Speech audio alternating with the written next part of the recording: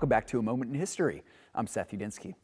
Well, at the turn of the 19th century, the Western world was changing, and America was at the forefront of the change.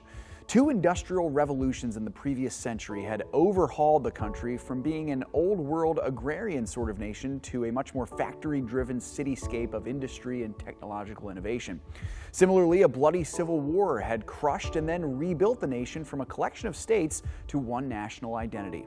At the head of all this came the last president to sit in the White House during the 19th century and the last Civil War veteran to lead the nation. He was William McKinley, the 25th president of the United States. Following a flurry of somewhat forgettable names in the presidency, McKinley proved to be a capable leader during his 4+ years in office. He was born in 1843, and unlike almost all presidents before him, his pre-presidential career was that of a school teacher. That is, until he joined the Union side during the American Civil War as a young man. After the victory in the war, McKinley married his wife and became an attorney. He entered politics in his mid-30s, where he served in the House of Representatives for almost a decade and a half. He won the 1896 election, and during his time in office, he accomplished two notable feats. The first was guiding the United States out of the Panic of 1893, and the second was leading the country through its first war since the brutal Civil War some 30 years earlier, the Spanish-American War.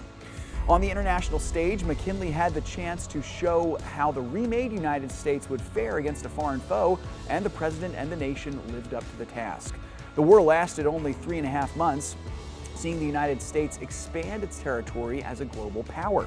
McKinley won a second term in the 1900 election and appeared on course for another positive 4 years, but his presidency and his life were sadly cut short when he was shot at the World's Fair Expo in Buffalo, New York. He died of his wounds just over a week later at the age of 58. Thanks so much for joining me once again for A Moment in History.